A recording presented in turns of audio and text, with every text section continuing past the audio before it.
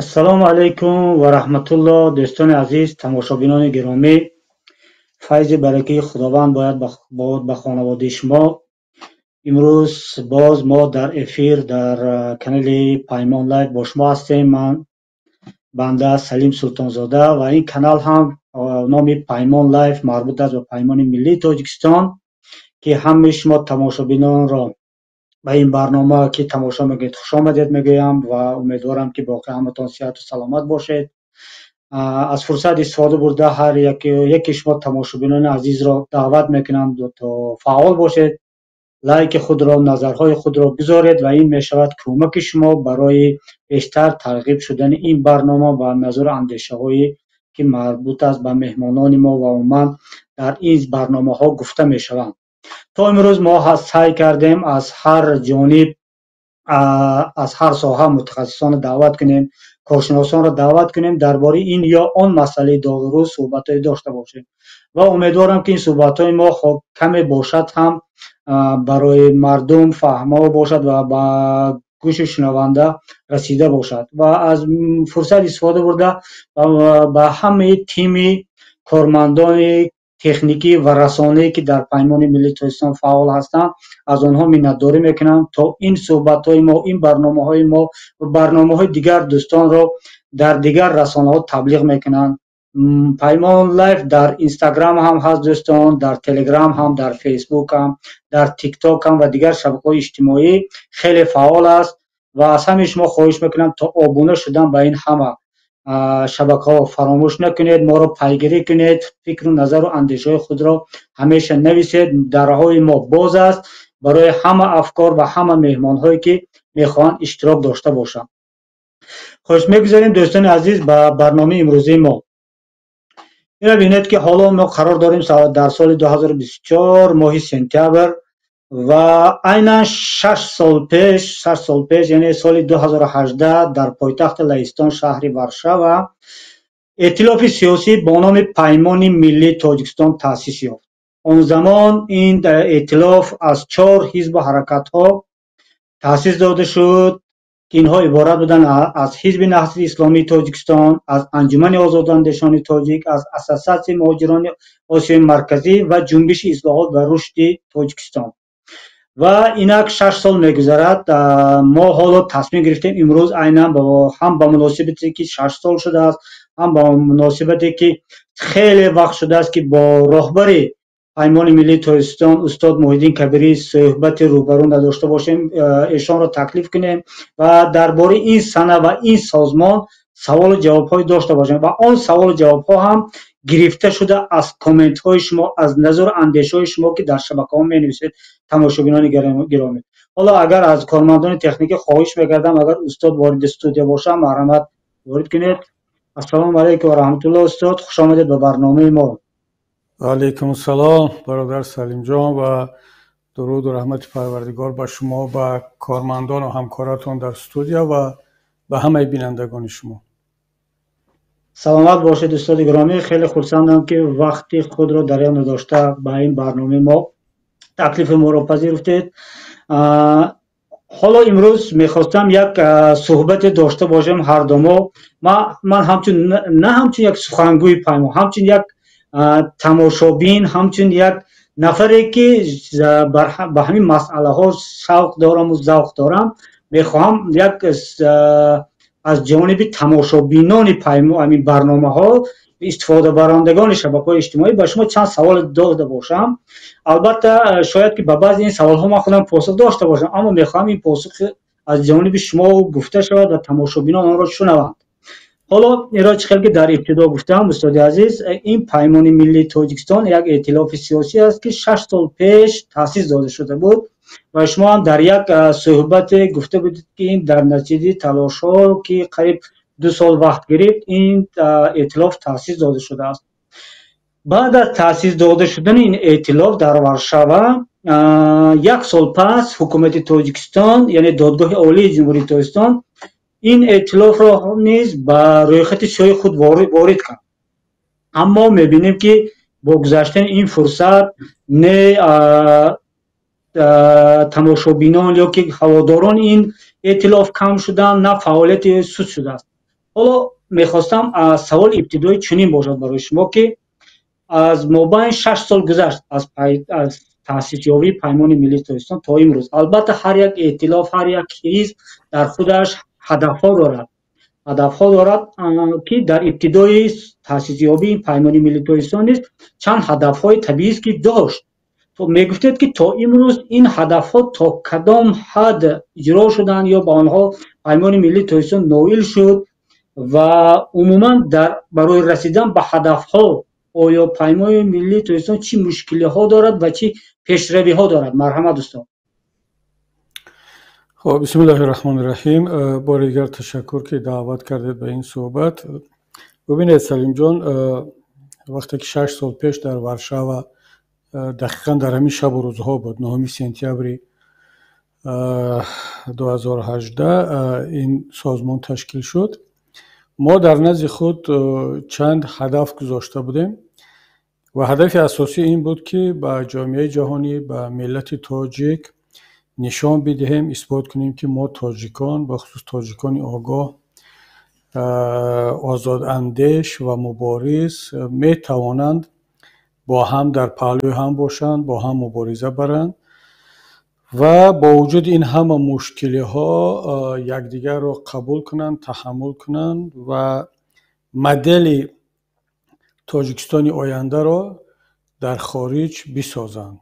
و چون که خیلی دشوار است فقط با سخن، با گپ مردم را متقاعد کردن که ما اگر به تاجیکستان برگشتیم و قدرت را از دست این غاصبان هم حاکمیت و هم قانون بگیریم، یک جامعه می سازیم، یک حکومت می سازیم که در آن همه اندیشه ها، همه نظرها جا دارند، پهلوی هم زندگی میکنند، با هم برای یک تاجیکستانی یگانه، آزاد و پیشرفته مبارزه میبرند. اگر این کار ما در خارج کردن نتوانیم، موفق نشویم، اولین سوال و اولین شک این خواهد بود که مادامی که شما در خارج نمیتوانید با دیگران همکاری کنید، در زیر یک چتر باشید، پس کی کفالت میدهد که در آینده در تاجیکستان وقتی که به قدرت میرسید این کار رو کرده بتوانید؟ چون در حالت بی‌قدرتی، پراکندگی و دور از قدرت و ثروت بودن، متحد شدن، همکاری کردن آسان‌تر است به مراتب از آنه که شما در قدرت باشید.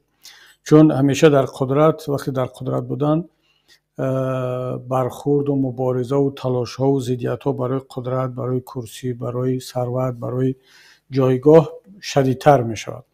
و من فکر میکنم با این هدف که هدف اساسی بود و البته نه هدف یگانه بلکه یکی از هدف ها، و پیمان ملی تاجیکستان به هدف خود رسید. یعنی ما طول 6 سال است که فعالیت کرده ایستادیم، با همه شکست و ریخت، با همه پستی و بلندی ها، و این ائتلاف پابرجاست. و همونطور که شما در اولی صحبت اشاره کردید که اگرچه فعالیتی خیلی هم پررنگ و حالا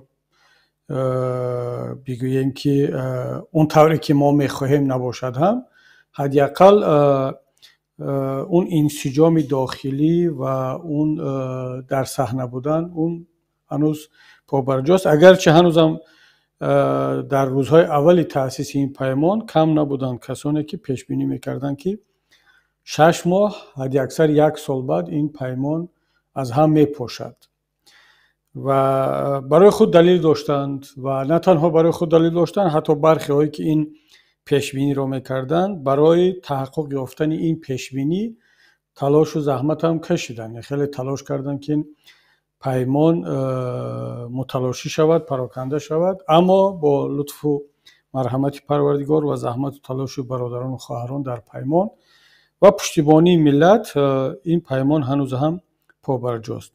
ببینید ما 6 سال پیش وقتی که این پیمان تأسیس شد، این در یک روز با وجود نآمد. من در چند صحبت دیگرم گفته بودم که از سال 2016 وقتی که نیروهای اپوزیسیونی از آن جمله نهضت اسلامی تاجیکستان، انجمن آزاداندیشان و دیگر مبارزین به اروپا کوچیدن، اگرچه تا این وقت در اروپا هم دیگر کسان بودند و تجربه تأسیس ائتلاف‌ها و با هم همکاری کردن‌ها بود.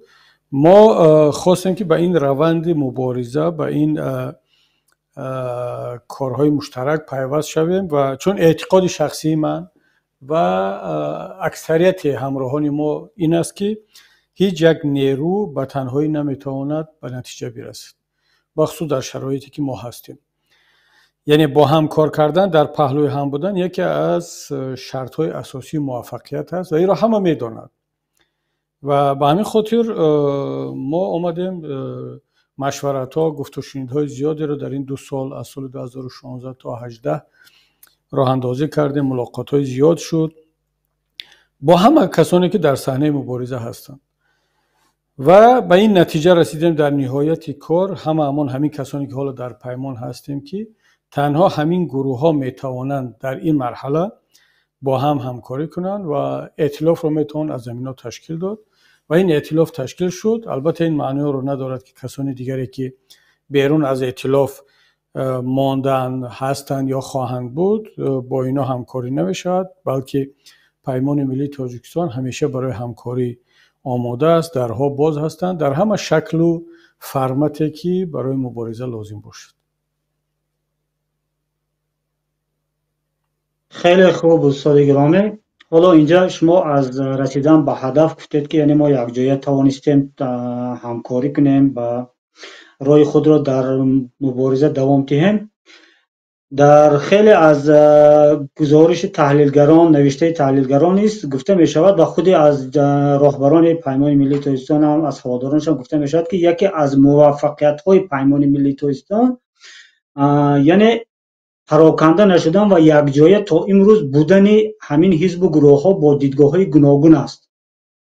اما حالا ما باید به یک فکت اعتبار دهیم که تقریبا 1 ماه گذشته یا بیشتر جنبش رشد و اصلاحات تاجیکستان از صف پیمان ملی تاجیکستان خارج شد و از جانب راهبر آن در رسانه خیلی حرفا هم گفته شدند که خیلی با ذهن مردم البته تاثیر میرساند. اگر موفقیت در یک جایگی باشد، این برآمده رفتن این یک نهادی که در تأسیس شدن پیمان ملی تاجیکستان اشتراک کرده بود، این رو چه خیلی بها می‌دید، یعنی سبب چی بود که این جنبش بیرون شد؟ همین رو خواهش میکردم بگه خیلی مفصل‌تر به مردم میفهموندید آشکارتر که تا مردم در واقعیت عمل را داند که واقعا چی گذشته. سلامت باشید. من فکر میکنم که سببی از پیمان ملی تاجیکستان بیرون شدن جنبش اصلاحات اقتصادی را خود مسئولین جنبش شرح دادن. حالا جدا از این که ما به این سبب‌ها یا به این شرح دادن‌ها راضی هستیم یا نیستیم، سبب‌ها را خودشان گفتن و من ضرور نمیدونم که اینجا بیام به جای آنها سبب‌ها را از نام آنها گپ بزنم. البته ما خود در نزد خود در تحلیل خود داریم سبب‌های دیگر رو میدونیم که چرا چنین شد، اما در مجموع ببینید دوستان عزیز، من مبارزه رو اصلا تشبیه به یک پایزد میکنم. حالا قبلا کاروان میگفتن، حالا اکنون پایزد بگیم شاید فهموتر باشد به ذهنی بیننده امروزه، که این پایزد همیشه در حالت حرکت هست، از یک استانسیه به استانسیه دیگر میره تا اینکه برسد به همون استانسیه نهایی خودش. در این مسیر این خیلی نیست که کسانی که در استانسیه اول سوار پایزد شدن تا همون استانسیه آخر میروند.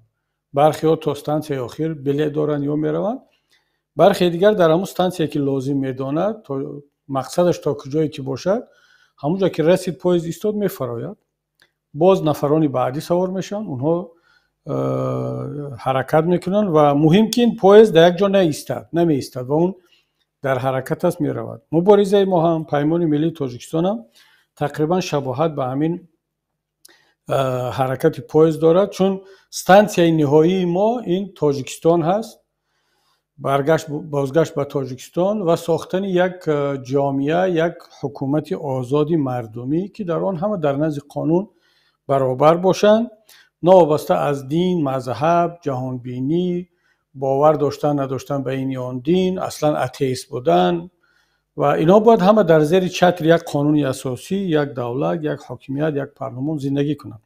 این است اون ایستگاه آخری که ما برای آن بلیت گرفته ایم و سوار این پاییز شدیم. در این بین بعضی از نفران میتوانند در یک استانسیا بفرایند، چون با مقصدش شاید مقصدش تا همین جا بود، شاید سوار شد بعد فهمید که در پاییز اشتباهی سوار شده است و این پاییز نه با اون جای حرکت کرده است که او میخواست. شاید در وقتی رفتن مقصدش تغییر کرد یا حتی فکر کرد که این پاییز از حد زیاد سست حرکت میکند، من بهترش میفرایم در هواپیما میشینم یا در یک پاییز دیگر میشینم یا در ماشین میشینم. بنابر همین من فکر میکنم که اینجا نباید ما این را یک حالت غیر طبیعی بدانیم، چون بالاخره انسان ها، نیروها با یک هدف معین میآیند پیوست میشوند یا جدا میشوند.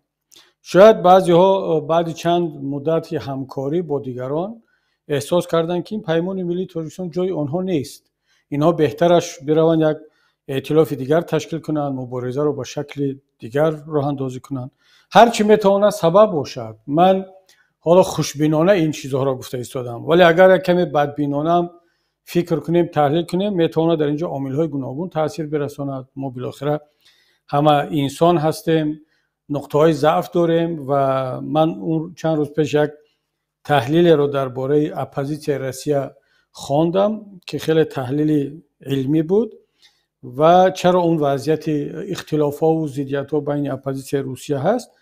و یکی از عامل‌هایی که در اونجا آورده شده است از طرف متخصصان، محققان این ساحه، این است که همه گونه فضای مهاجرت، دوری از وطن و اون شرایط هجرت، مشکل‌های روانی، اقتصادی، مالیوی که و فرهنگی که هجرت در روبروی یک انسان، یک نیرو میگذارد، اینا همه نقطه‌های ضعف یک انسان رو، حرکت یا گروه رو خیلی زیاد میکنند و خیلی آسیب پذیر میشوند و از این فرصت حکومت‌های دیکتاتوری در عموم خیلی خوب استفاده میبرند. بنابر همین خلاصه این تحقیقات این است که در مثال اپوزیسیون روسیه که اگر اپوزیسیون در داخل باشد، تاثیررسانی حکومت با آن کمتر است از اون که اپوزیسیون در خارج باشد و خیلی این تعجب آور است این خلاصه. اگرچه بسیارا فکر میکنن که برعکس اگر اپوزیسیون در داخل باشد، دسترسی حکومت برای فشار آوردن در داخل بیشتر است، اما در خارج اگر انسان ها باشن آزادترند، چون اروپا مثلا خیلی شرایطی آزادتر دارد. اما تحقیقات علمی نشان میدهد که کاملا برعکس است. در خارج نیروها بیشتر مورد سوء استفاده حکومت ها قرار میگیرند، تاثیر حکومت ها خیلی بیشتر و قوی تر می شود و این البته این صحبت ما امکان نمیدهد که تمام پهلوهای این موضوع را ما تحلیل کنیم. دوستان میتوانند خودشون ادبیات علمی و پوبلیسیتی را در این باره بخونند.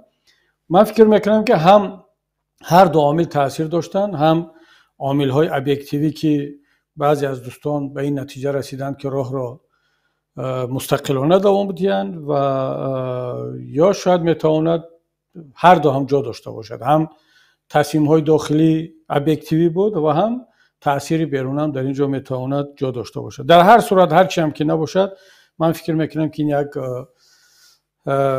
امر طبیعی است، یک روند طبیعی هست و البته من خیلی نمیخواستم که به این شکل باشد. یعنی انسان ها وقتی که جدا میشوند، میروند، نیروها از یکدیگر جدا میشوند، باز همکاری میکنند، باید که با راههای متمدن، با راههای آرام، بدون کدام سنساسیا و جلب مطبوعات و واهمه ساختن معمولا این کارها را میکنند.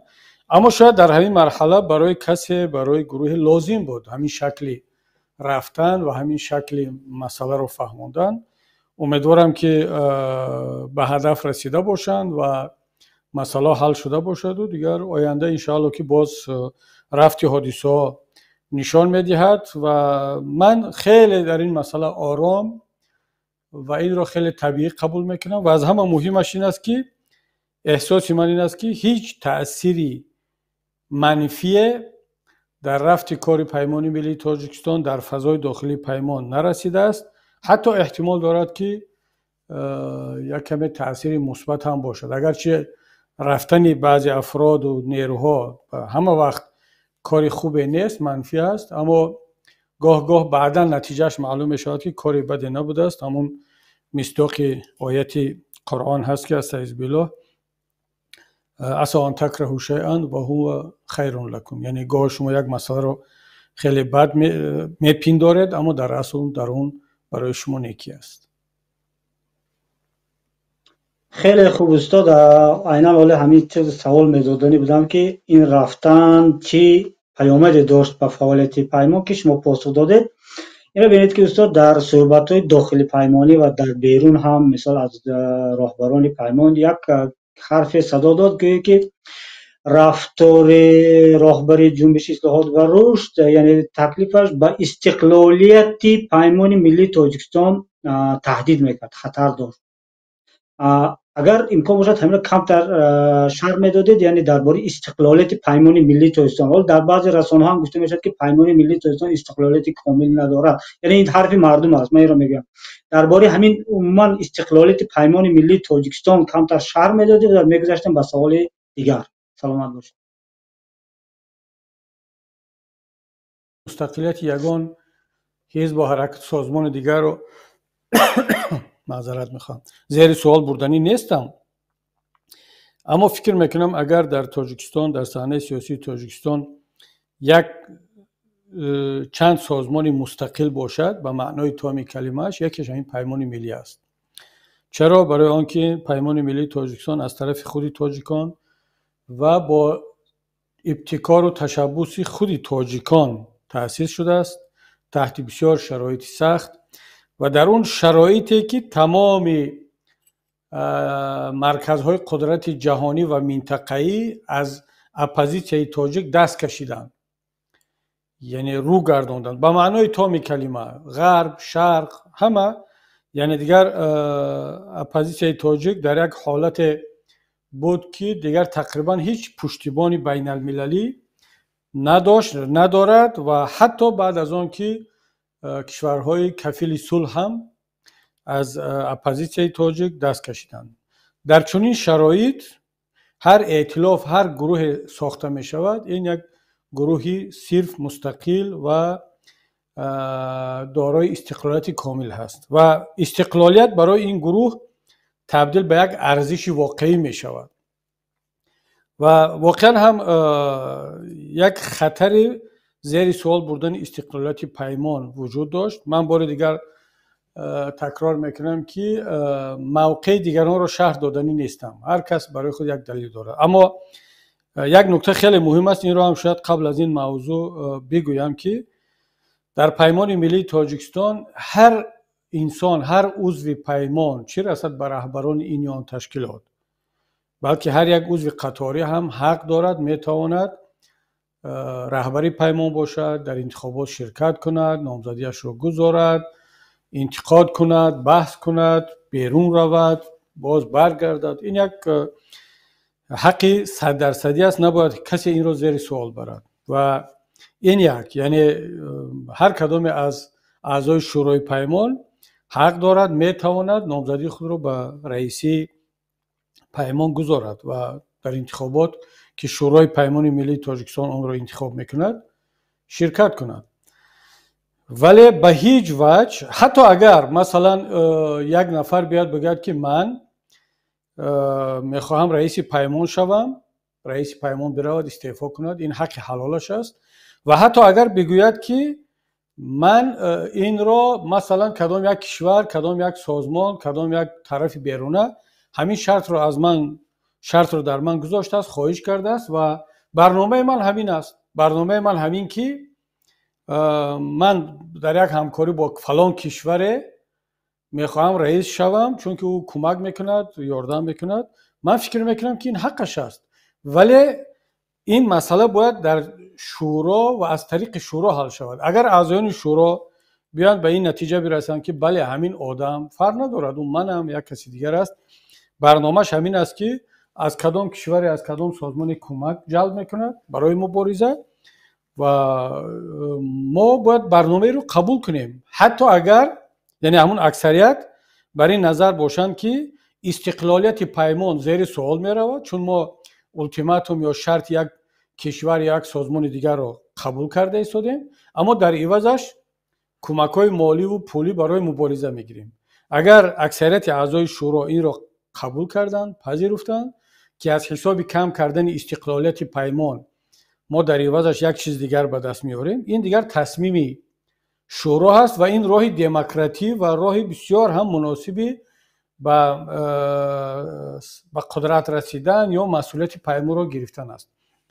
اما یک نفر اگر بیاید، فرق نداره دو هر کسی هست، بگوید که من با این شرط‌های کدام کشور یا سازمان خارجی آماده ایستادم و باید که من رهبر شوم، اما بدون انتخابات در داخل شورا، یعنی اگر شما دموکرات هستید و خیر ملت و پیشروی ملت رو میخواهید، باید که دیگر در اینجا هیچ انتخابات نباشد، فقط همین که من خواستم کدام یک نفر دیگر خواست، باید که ما شرط ها رو بدون چرا قبول کنیم و بیام من باشم، اما دیگر اینجا شورا هیچ کار است و باید که تصمیم نگیرد.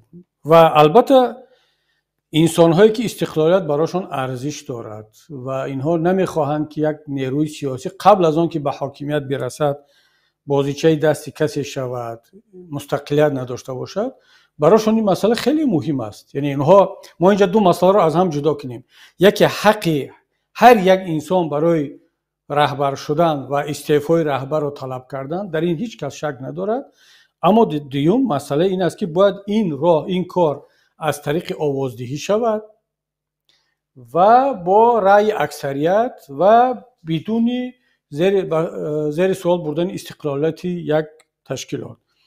وقتی که اینها عملی نمی شود و بعضی دوستان میخواهند که یعنی به یک نقطه برسند اما بدون رعایت کردن مکانیزم های قبول شده، حالا مثلا بیاد با من مشورت میکند، میگه که همین خیال، خب من میگم خیلی خوب، حق داری، بله این کار باشد، ولی مکانیزمش این است، باید با این راه رفت.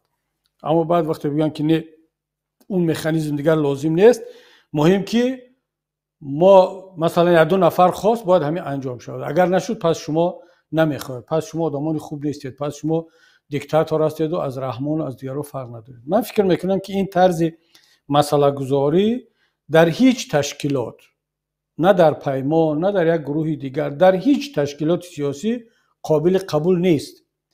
اگر ما این کار را کردیم پس از رحمان هیچ فرقی نداره. واقعا رحمان میگه که من میخواهم، خودت میخواهی، مثلا پسرش رو بخواهد که به جای خودش بیارد، حالا فردا رستم بیاد نزد پدرش رو بگه که چرا مرا به جای خودت پرزیدنت نمیمونی، بگیر تعیین کن، تمام. پدرش در جواب چی میگه؟ میگه شاید من بخوام تو پرزیدنت شوی، اما باید حداقل برای ظاهری مسئله تو باید انتخاب شوی. ما هم انتخابات رو هم فالسیفیکاسیون کنیم، تقلب هم کنیم که در تاجیکستان یگان انتخاباتی آزاد نیست، ولی حداقل اون باید رعایت شود. نمیتواند بدون ظاهرا رعایت کردن که اینستیتوسیا حتی پسرش رو ماند، پدر و پسر حتی نمیتونن این کارو کردن اگر چی میخواهند. ولی چی رسد در یک نیروی اپوزیسیون که من مثلا بخوام یک نفر رو به جای خودم تعیین کنم، بعد بگم که این کار ضرورت ندارد که در شورا شود، در شورا اصلا رأی ندهد، حالا استقلالیت پیمان زیر سوال هم برود. مهم که ما به این خلاصه آمده. من فکر میکنم با این طرز تفکر که خیلی خطرناک هم هست، ما نه تنها از رحمان، یعنی اون افرادی که چنین فکر میکنن از رحمان فرق زیاد ندارن، بلکه اگر به قدرت برسن یعنی رحمان رو به یک نول هم میزنن. و ما باید در اپوزیسیا از روز اول بیاموزیم، مشق کنیم، خودمون رو مجبور کنیم که قانون رو رعایت کنیم، قانون رو احترام داشته باشیم، قاعده های مبارزه سیاسی رو رعایت کنیم، فرهنگ سیاسی رو رعایت کنیم و از همه مهمش استقلالیت یا همون سازمان و اون گروه رو که میخواهیم توسط آن به قدرت برسیم زیر سوال نبریم. چون اگر از روز اول وابستگی با این یا آن قدرت و مرکز باشد، زیر شرطهای آنها ما فقط به خاطر آن که مثلا کمک به دست بیاید، من فکر میکنم که این خیلی گروه به قدرت رسیدنش نرسیدنش بهتر است. این از آنی که به قدرت میرسد نرسد بهتر است. برای چی نرسد بهتر است؟ چون که مثلا امام علی رحمان هر نامعقولی که کند الان میگم خیلی یک دیکتاتور است، یک حکومت خانوادگی است، یک حکومت اولادی است، هیچ ربطی نه به ارزش‌های دموکراتی دارد، نه به ارزش‌های دینی دارد، نه به ارزش‌های ملی دارد. اما ما که دعوای آن را داریم که ما یک نیروی مبارز هستیم به خاطر ارزش‌های ملی، به خاطر ارزش‌های دینی، به خاطر ارزش‌های عمومی انسانی و می‌خواهیم به یک شکل دیگر کشور را مدیریت کنیم، بعد در روز اول هنوز در اپوزیسیون بودن خودمون نشان میدیم که بدتر از دیگران هستیم. و از همه بدی این است که ارزش‌های ملی، اسلامی و عمومی انسانی زیر سوال میروند. دیگه مردم به این ارزش‌ها دیگه باور ندارند. میگه رحمانوف هم همین است، اپوزیسیون هم از اینا بدتر هستند. حالا ببینید چیکار کردن. در یک مصلحت و مشورت پس پردگی بدون آنکه قانون رعایت شود، قاعده ها رعایت شود، تمام استقلالیت و منفعت ها رو فروختن به کدام سازمان و کشوری. بنابر همین من در اینجا موقع ما خیلی روشن است و مطمئنا یعنی که پیمان ملی تاجیکستان برایش استقلالیت خیلی ارزش دارد، از آن جمله استقلالیت پیمان، و به هیچ وجه به هیچ صورت ما اون رو در اختیار کدام کشور یا سازمان نخواهیم گذاشت. این معنی ندارد که ما با کشورها با دیگر سازمان‌ها همکاری نخواهیم کرد. اگر ما را همین گونه قبول دارن، هدفهای ما را قبول دارن، برنامه آینده ما را قبول دارن، بسیار خوب، بهترین، بیان با ما همکاری کنن. ما هم نیاز داریم شاید که در آینده بتوانیم با اون هدفهای مشترک برسیم. اما اگر از روز اول بگن که نه ما شما را کمک میکنیم به شرطی که شما این شرط ها را قبول کنید، فردا مثلا به جای من یک نفر دیگر بیاد رهبر شود، باز به من خیلی که به دیگران شرط میمونن، به من هم شرط بگذارن که خب ما به پیمان کمک میکنیم به شرط که خودت باز گشته رئیس پیمان شوی و فلانی نباشد. خب این را من قبول نخواهم کرد. میگم گوش کن، این شرط استقلالیت پیمان رو از بین میبرد و خودی من رو بازیچه دست شما میکنه. تصور کنید که من با دستور و با سفارش کدام بیایم رهبر پیمان شوم، فردا نمیتونم مستقلانه تصمیم بگیرم و این گونه رهبر رئیس رو هیچ کس هم قبول ندارد. سلامت باشید استاد، خیلی خوب فهمو گفته گذاشتید. ببینید وقتی که پیمان ملی تاجیکستان تأسیس یافت، این دیگر موضوع دیگر میشد استاد. وقتی که پیمان ملی تاجیکستان تأسیس یافت، کارشناسان این را با اینات و مقایسه کرده، حتی گفتن اینات دو، یعنی اتحاد نیروهای اپوزیسیونی تاجیک دو تأسیس یافته است. حتی اینجا ما حرف کارشناسان را میبرم که در رسانه‌های جهانی آورده است، گفته است که پیمان ملی تاجیکستان در بالای اکثریت هینی تأسیس یافته شد، یعنی زمینه اساسیش این حزب نسلی اسلامی تاجیکستان است و این چنین در سازمان یافتن پیمان ملی تاجیکستان گئوگرافیای منطقه تاجیکستان به نوبت گرفته شده است. حالا من نمیدونم این حرفا تا کدام درجه با این حرفا شما راضی هستید یا نه، اما به هر حال من میبرم. یعنی 4 سازمانی که این را تأسیس دادن، گئوگرافیاشون گفته است از 4 منطقه تاجیکستان. انجمن آزاداندیشان تاجیکستان را استاد علیم شیرزمان معرفی میکرد که از بدخشان است. اساسیت مهاجران آسیا مرکزی را برادر الهام جان یعقوبوف نمایندگی میکرد که از ولایت سوخت است. جنبش اصلاحات و رشد از برادر شرف الدین گدایی بود که از منطقه کولوب است. این حرف رسانه هایی که نوشتن، تا کدام حد آنها در این تحلیل خود حق هستند یا ناحق، این را به شما پاسخ به شما. و در دوام همین حالا جنبش اصلاحات و رشد یعنی شرف الدین گدایف رفت در انجمن آزاداندیشان تاجیکستان، به جای علیم شیرزمانوف استاد تیمور ورقی آمد رئیس شد. و این تغییرات چی تاثیر خواهد داشت در فعالیت پیمان و در ذهن مردم و نقشه حکومت؟ این نسبت به پیمان البته حکومت نقشه ها دارد. مرحمت استاد، یک سوالی اگر سلیم جان اگر کدام سوالی رو در رفت صحبت فراموش کردم مرا برگردانید، اگرچه بعضی نکته را اشاره کردم. ببینید من این تحلیل ها رو میدونم، خوانده بودم و هنوزم گاه میخونم، آشنا هستم به این نقطه نظرها.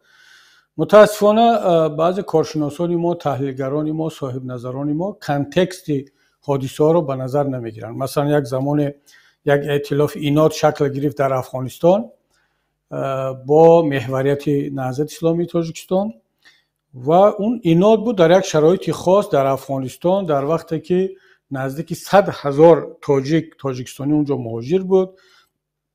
حکومت استاد برهانالدین ربانی برقرار بود، احمدشاه مسعود در افغانستان در سر قدرت بود. تمام جامعه جهانی دیگر نقطه‌های داغ نداشت، فقط همون در سربیا و بوسنیا و اینجا جنگ بود و در تاجیکستان. و اون کانتکست کاملا یک کانتکست دیگر بود، نتیجه دیگر داد و تناسب نیروها هم دیگر بود.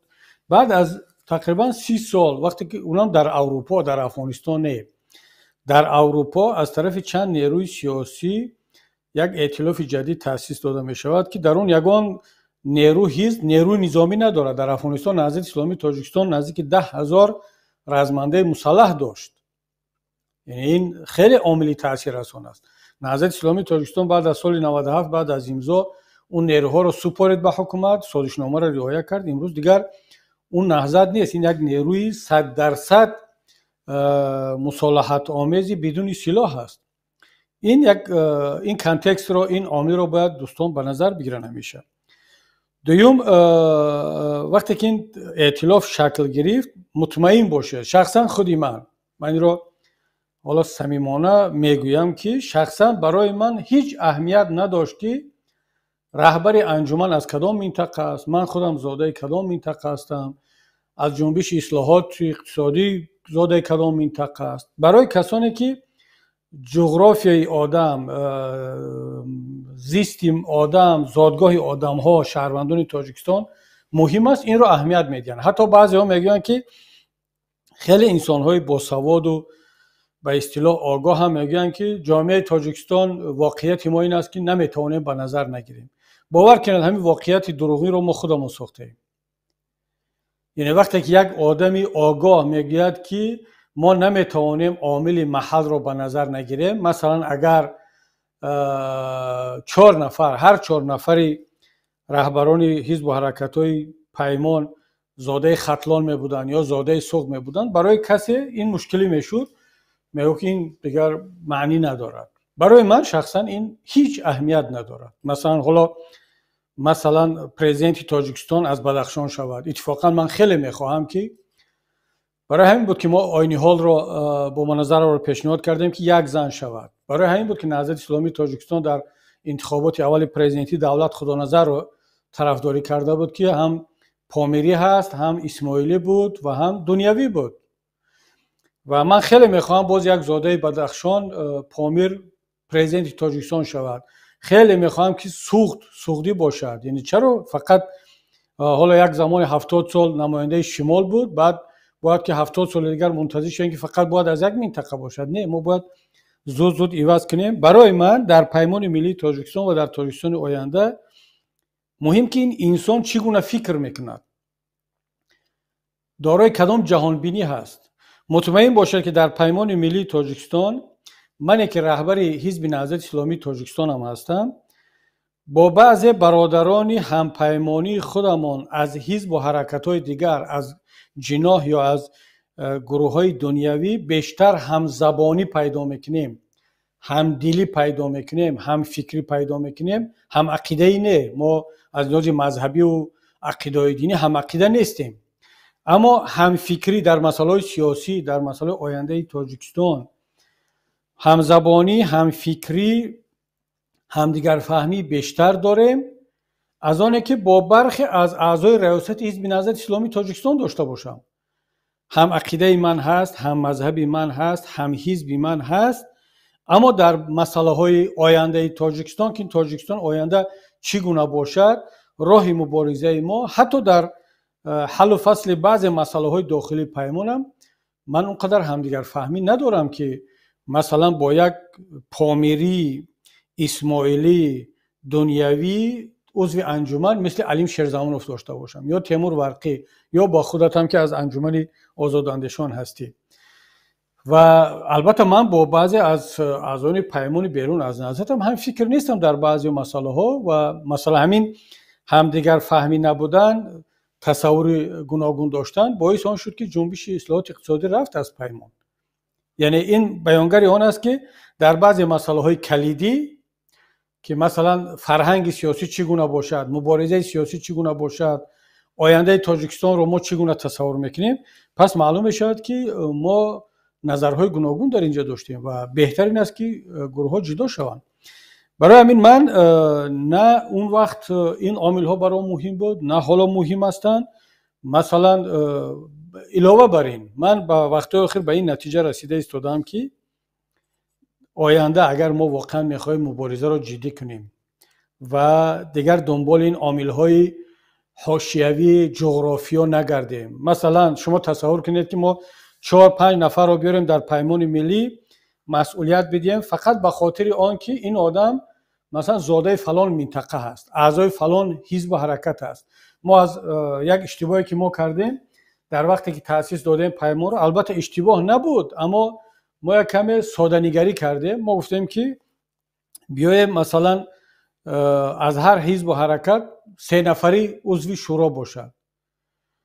خب این 3 نفر از این سازمان 3 نفر از اون سازمان، و در نتیجه چی شد؟ در نتیجه این شد که اون یک سازمان مثلا چون دیگر نفر نبود ولی باید 3 نفر رو معرفی میکرد، آدمانی که در سیاست تجربه ندارن حتی میتونم گفت تصادفی هم آماده باشن معرفی کردن، در صورتی که در یک سازمان دیگر مثلا در انجمن آزاداندیشان کم نیستن کسانی که هم تجربه طولانی مبارزه دارن، هم سواد سیاسی دارن، فرهنگ سیاسی رو خوب میفهمن، آدمانی صاحب قلم و صاحب اندیشه هستند.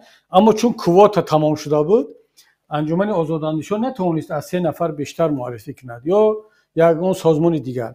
من فکر میکنم در مبارزه سیاسی این به طوری ساخته محدود کردن خود است و به طوری ساخته راه را باز کردن به آدمان تصادفی است. ما مبارزه را هدفها را قربان عامل جغرافیا، قربان عضویت در این یا آن حزب و حرکت میکنیم، قربان آن میکنیم که مثلا فلان مقدار ملا باشد، فلان مقدار دموکرات باشد، فلان مقدار دنیوی باشد. وقتی که ما این عامل ها را پررنگ میکنیم عامل اساسی میگردانیم، بعد اون معیارهای اساسی که در اینجا باید انصاف، عدالت، مبارز بودن، امانت نگهدار بودن، ترسو نبودن، جسارت داشتن، فهم سیاسی داشتن، در چارچوب ارزش‌های اخلاقی و انسانی و قانون و معیارها کار کرده توانستن، اینها رو فراموش میکنیم. اینها قربانی عامل‌های محل و زادگاه و عضویت در این یا آن حزب و ملا بودن یا نبودن و دموکرات بودن یا نبودن میشد.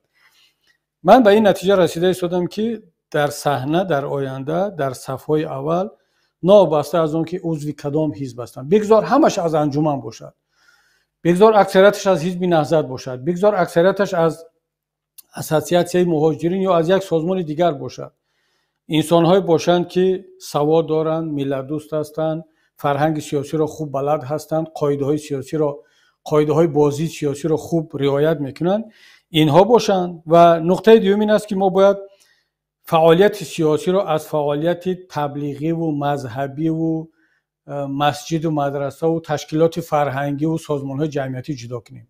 حتی من وقتی آخر به این نتیجه رسیده شدم که فعالیت رسانه‌ای را هم سیاسی را از رسانه‌ای باید جدا کرد. یعنی ما یک واقعیت‌های داریم بسیار ضرور است که تشکیلات‌های سیاسی هم باید رسانه داشته باشند، چون متأسفانه رسانه‌های غیر سیاسی بنا مستقل تا اون حد مستقل نیستند که حداقل توازن رو رعایت کنند. مثلا در صحنه سیاسی تاجیکستان، در صحنه مطبوعاتی تاجیکستان چنین نیست. همین چیز است که مجبور میکند نیروهای سیاسی را رسانه خود را داشته باشند که نباید داشته باشند. اما وقتی آخر من به این نتیجه رسیده شدم که کسانی که فعالیت رسانه‌ای میکنند، کسانی که فعالیت فرهنگی میکنند، فعالیت جمعیتی میکنند، فعالیت مذهبی میکنند، اینا دیگر این فعالیت‌های خود را به کار سیاست، به نهادهای سیاسی آمیخته نکنند. چرا؟ برای آنکه وقتی که منفیت‌های سیاسی مبارزه تقاضا میکند، او باید بتواند منفیت‌های رسانه‌ای گروه خودش را، رسانه خودش را، جمعیت خودش را، مذهب و گروه دینی خودش را تابع منفیت‌های ملی و منفیت مبارزه کند. اگر کردن نتواند به مبارزه ضرر میرسد.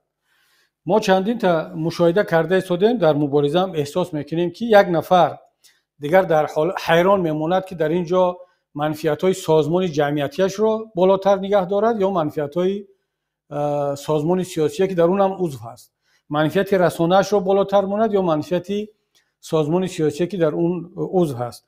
بنابر همین در یک سازمان سیاسی باید اولویت منفیت‌های ملی، منفیت‌های مبارزه و چارچوب‌های سیاسی باید اولویت داشته باشند و این حالت آمیخته بودن و همه را با هم قاطی کردن رو ما باید در آینده دیگر راه ندیم و من فکر میکنم یکی از اصلاحات‌هایی که پیمان باید با اون دست بزند در آینده نزدیک جدا کردن این مسئله ها، این شخصیت ها، این گروه ها از یکدیگر میباشد. البته اینجا این نکته رو هم بگویم که معنی ندارد کسانی که مثلا در یک سازمان جمعیتی کار میکنن، فعالیت میکنن یا مناسبتر هست از لحاظ دانش و علم و شخصیتش که در یک کار رسانه‌ای کار کند، در یک سازمان دینی کار کند، معنی ندارد که زحمت و تلاش و جایگاه آنها از فعالیت سیاسی کمتر باشد. گاه می شود که آنها تأثیر بیشتر می رسانند، ولی این آمیخته کردن واقعا هم خلل به فعالیت رسانه‌ای و جمعیتی و مذهبی اونها می رساند و هم خلل به فعالیت سیاسی می رساند که این رو تجربه نشان داد. خیلی خوب. حالا استاد قریب به همه نقطه های سوال جواب دادید، غیر از آخرونش که این هم بود به جای استاد علیم شیرزمان به راهبر انجمن آزاداندیشان تاجیک استاد تیمور ورقی انتخاب شدن و حالا درباره رسانه گپ زدید. استاد تیمور ورقی همچون یک شخصی که در رسانه نفوذ دارند و خیلی مشهور هم هستند و نظر شما در این انتخاب، درباره همین انتخاب شما چی نظر دارید و با فعالیت پیمان ملی تاجیکستان تا چه حد تاثیر میرساند؟ مرحمت. صداتون نیست استاد؟ میتونم ببینید این صدا نیست؟ پیدا شد، برای ما پیدا شد.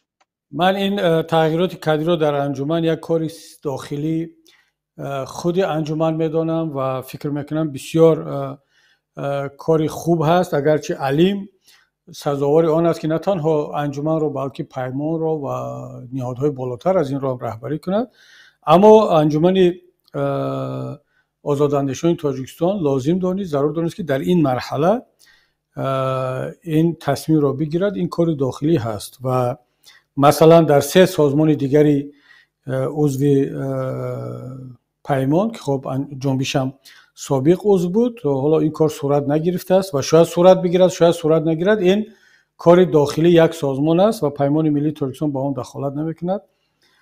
با عضویت انجمن هم در پیمان هیچ تأثیر ندارد، با مناسبت پیمان هم با انجمن آزاداندیشان هیچ تأثیر نخواهد داشت و این یک کاری طبیعی است. چرا ما از آمدن و رفتن و انتخاب از نوع انتخاب شدن آدم ها سنساسیا بسازیم؟ مثلا میتواند این کار در نهضت هم صورت بگیرد، خب بعد چی؟ میتواند صورت نگیرد. این را نهضت اسلامی تاجیکستان خودش قضاوت میکند، تحلیل میکند که آیا در این مرحله لازم هست که رهبریتش رو عوض کند یا نه. انجمن تصمیم میگیرد قضاوت میکند لازم هست یا نه، یا پیمان تصمیم میگیرد قضاوت میکند که لازم هست یا نه.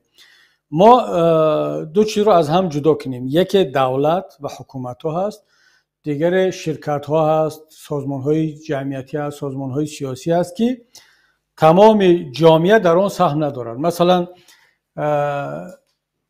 تمام اهالی تاجیکستان انداز میسپارد، یعنی وقتی یک نفر پرزیدنت انتخاب می شود اون متعلق تمامی شهروندان تاجیکستان است، نهضتی، کمونیست، مسلمان، زردشتی، بیدین، جنوبی، شمالی، مرکزی فرق ندارد.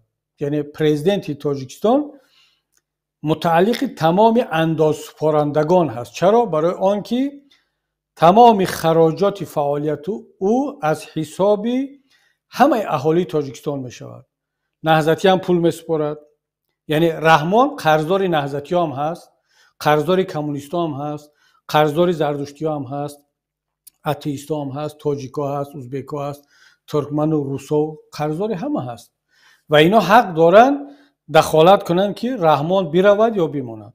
اما در یک سازمان همون چیزی که انداز سپارندگان گفتیم، اونایی که اعضا حقی میسپارن، اونایی که مثلا رأی دارن، تلاش میکنن، اونا حق دارن تصمیم بگیرن. مثلا در کی حق دارد به انجمن آزاداندیشان تاجیکستان بگوید اعضای نهضت یا اعضای حزب کمونیست یا یک نفر دیگر که چرا شما تیمور رو انتخاب کردید، چرا علیم نایستاد؟ میگه این کاری داخلی انجمن است و شما چه ربط دارد؟ ما که از پول شما کار نمیکنیم.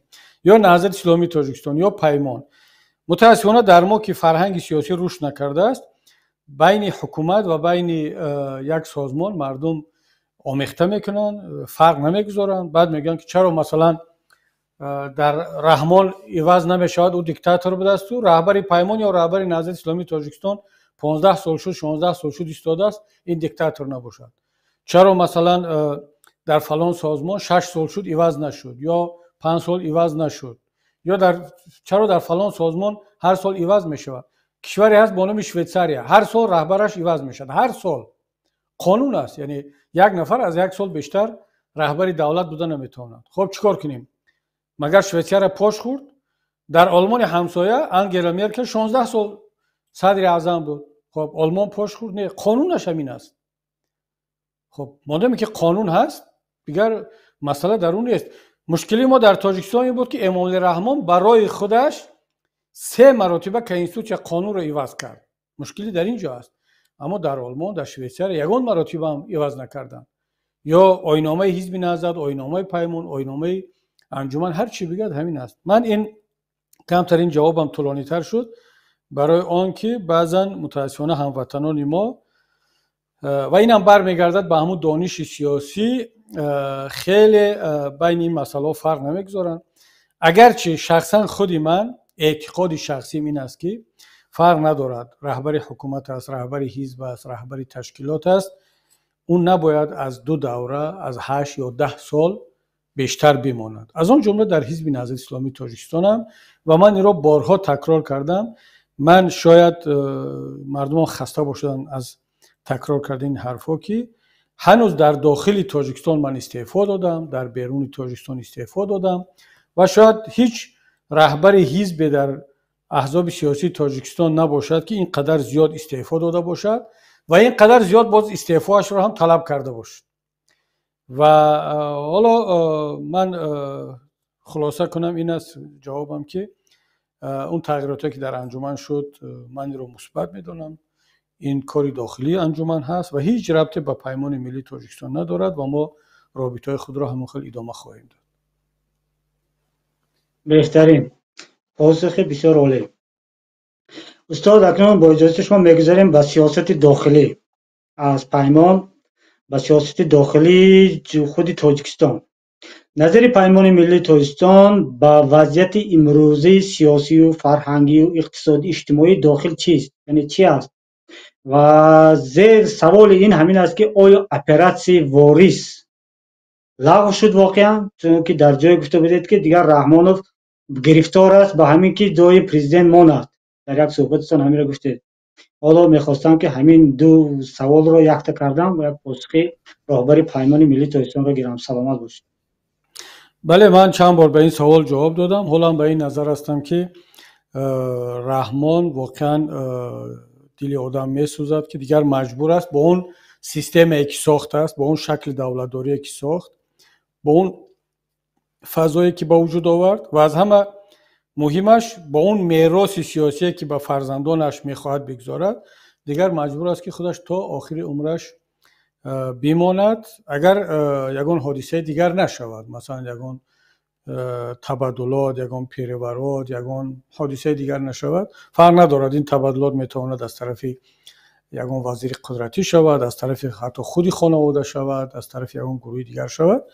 او مجبور است دیگر در سر قدرت بماند. چرا؟ برای آنکه آماده کرد، پسرش رو آماده کرده ایستاده است و اصلا تمام قدرت رو در دست خانواده جمع کرد که اگر این فرد هم قرار قبول کند که برود و اجرا کننده وظیفه پسرش رو ماند، هیچ کس مانع شده نمیتواند. این افسانه هست که بعضی ها میگن پوتین اجازت نمیدهد، رهبری چین اجازت نداده ایستاده است. نه، اینا هم افسانه اند. اگر رحمان بخواهد فردا میرود. مگر بردی محمدوف رفت پوتین با او اجازت نداد؟ نه، فرزندش رو آورد مون دیگر.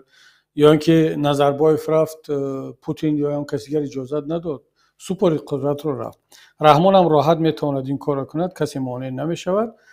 اما چرا رحمان نمیکند؟ برای اینکه امام رحمان فرزندانش رو از ما و شما بهتر میشناسد، میداند.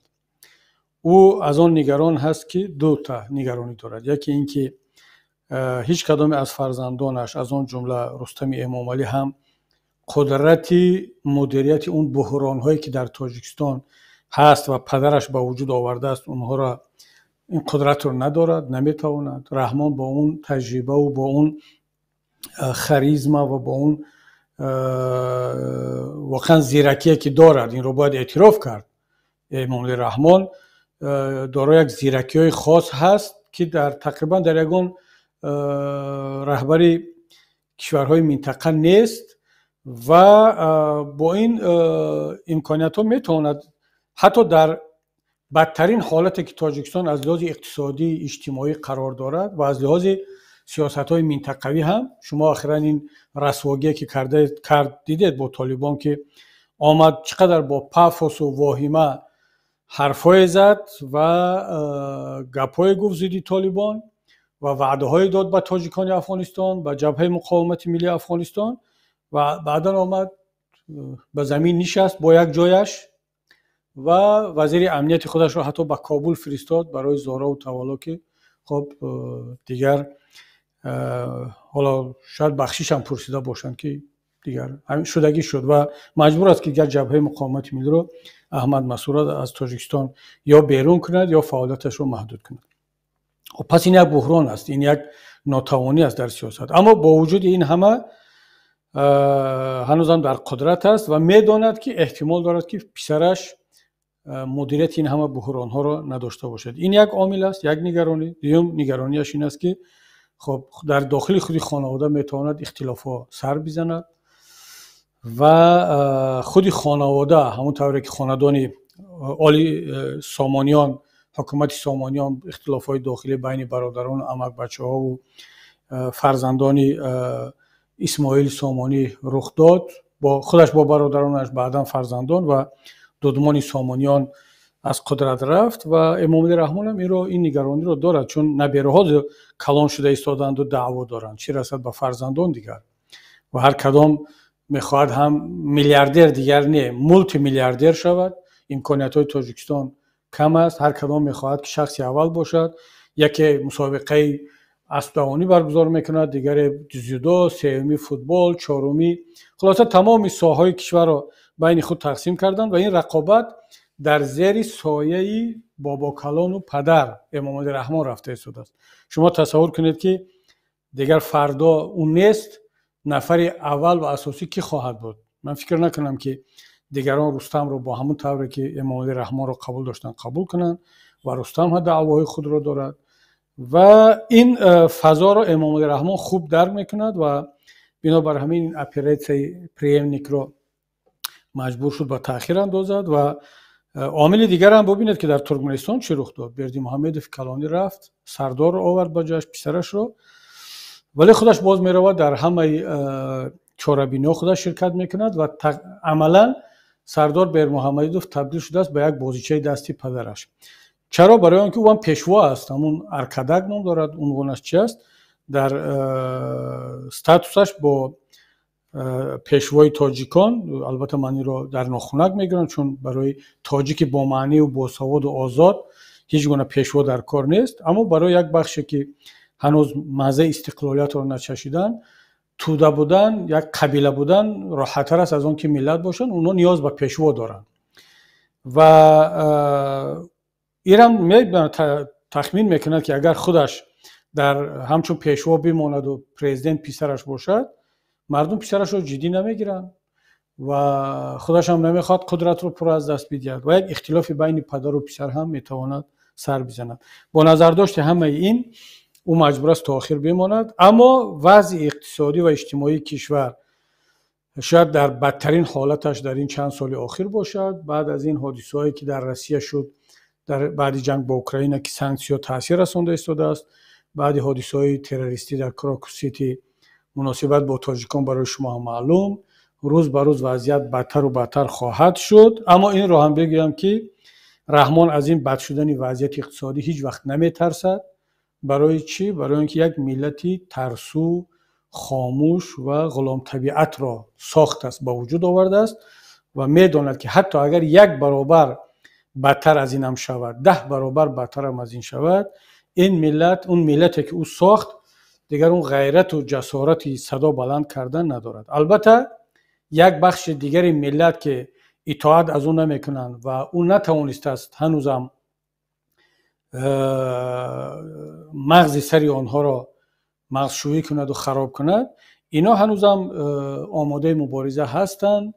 اینا میخوان وضعیت تغییر کند، اما باید اعتراف کنم که اینها هنوزم اکثریت نیستند و مسئولیت ما و شما در این نه تنها کانال پیمان لایف بلکه در تمام رسانه‌ها این است که انا همون گروهی حالا نسبتاً کم شمار اما جسور و غیور ملت را با آنها صحبت‌های بیشتر کنیم، فرهنگ سیاسی، فهماندن سیاسی را بیشتر کنیم و از همه مهمش یک انسان آزاد و یک ملت آزاد چگونه در یک دولت آزاد میتواند زندگی کند، این را با آنها شرح بدیم، بفهمونیم و آنها را آماده کنیم برای مبارزه. وگرنه با همین وضعیت سیاسی و اقتصادی و با همین فضای سیاسی و فرهنگی که در کشور امام رحمان ساخته است، اگر وضعیت 10 برابر از این بدتر هم شود، هیچ کس صدا بلند نخواهد کرد. استاد حالا میگفتید که با همین مردم رو به ترسورگی رساندن، یعنی مردم رو منقود کردن از جانب رحمانوف چی رول بازی کرد؟ یعنی مکر رحمانوف یا سحر رحمانوف چی از او چه خیل کرد که مردم گویا که گیپنوز شدگی است و برای این ببینید سلیم جان، برای این رو فهمیدن اکادمیک بودن و یا اون تحلیلگر بسیار قوی بودن شرط نیست. کافی است ببینیم که چگونه گیتلر توانست مردم آلمان را افسون کند، گیپنوز کند. در تاریخ بشریت در عصر 20 و 21 تا به حال هیچ کس نتوانسته است برابر گیتلر در یک وقت، در یک استادیوم، در یک میدان مردم را جمع کند. وقتی که گیتلر سخنرانی میکرد همچون پیشوای آلمان، همین لقب را داشت، فیورر، پیشوا هست، یعنی میلیون ها آدم داوطلبانه خودشون جمع شدن و سخنرانی رو گوش میکردن و عاشق گیتلر بودن. و وقتی گیتلر گفت که هجوم کنید به شوروی و به پولشا و به استریا و چکسلواکیه و فرانسه، مردم آلمان بدون شک هجوم کرد. گیتلر چگونه توانست توسط تبلیغات و پروپاگاندا یک عده افراد را جمع کرد از باسوادان، صاحب قلمان، عالمان در اطراف خودش، اونها را با ترس، با پول متقاعد کرد که آنها خدمت کنند. مثلا گیملر و اینها آدمان بیسواد نبودن و کسانی که در اطراف گیتلر بودن و ده ها صدها عالم سیاست شناس، روانشناس، اقتصاد شناس، آنتروپولوگ ها، اینا می آمدن دیدگاه های گیتلر را و طرز تفکر او را، طرز دولتداری او را از لحاظ علمی به مردم آلمان و جهان شرح می دادن و دلیل های علمی می آوردن که البته بعداً به مصیبت شخصی خودشون تبدیل شد. دقیقاً رحمان همین کار را کرده ایستاده است. یک ایده شما ببینید در اطراف رحمان از آدمان صاحب قلم، صاحب اندیشه کیها هستند؟ کیها جنایت های رحمان را و این منقود کردن ملت را به مردم طرز شرح میدهند که مردم باید باور کنند که دقیقاً همین کار به فایده ملت است، به فایده دولتداری ملی است، به فایده آینده ملت است. در همین مرحله تاریخی برای ملت همین ضرور است. چقدر که دستگاه تبلیغاتی گیتلر آلمانی ها را متقاعد میکرد که در همین مرحله تاریخی ملت آلمان بودن گیتلر و پیروی از گیتلر بسیار لازم است و مردم باور میکردند. همین دستگاه تبلیغاتی با همین شکل و روش امروز در تاجیکستان کار کرده ایستاده است و من نام نمیگیرم، اگر نام بگیرم شاید طولانی شود صحبت ما. کافی است خودتون یک بار صحیفه‌های رسانه‌ها، شبکه‌های اجتماعی رو ببینید که کیها از صاحب قلمان، روزنامه‌نگاران، کارمندان ساحه معارف، ادبیات، سیاست شناسان، کیها جنایت‌های رحمان را میخواهند دلیل‌های منطقی و علمی بپوشانند. نامی اونها در نزد شما معلوم است و همین است که چون مردم تاجیک اصالتاً بسیار یک اخلاص دارد به شاعر، به اهل فرهنگ، به اهل قلم، به اهل سخن، به اهل صنعت، به اینا اخلاص دارد. ما همین گونه مردمیم و رحمان این را خوب درک کرده است. در بعضی ملت ها متماتیک ارزش دارد، فیزیک، خیمیک، مثلا اقتصاددان، بانکیر حتی در بعضی دولت ها ارزش بیشتر دارد از یک شاعر و از یک نویسنده و از یک نمیدونم کارمند دیگر. اما در ملت ما بافتی فرهنگی ملت ما همین گونه است و رحمان این را خوب درک کرده است و این چند از این افراد رو تبدیل داده است به چاپلوسان خودش، به مداحان خودش و اینها به تاثیر نیستند. وظیفه ما و شما همین است که اگرچه قواها برابر نیستند، اگرچه امکانیت‌ها برابر نیستند، وظیفه ما این است که با این تبلیغات منقورت‌سازی ملت مقاومت کنیم، مبارزه کنیم، دنبال آن نگردیم که مثلا همین صحبت ما و شما را ممکن 1000 کس بیش نبیند، بگذار 1000 کس بیند، ولی همون 1000 کسی باشد که صاحب اندیشه است، صاحب فکر است، او فکر کرده میتواند برایش ملت، استقلالیت ملی، انسانی آزاد، انسانی صاحب کرامت ارزش دارد.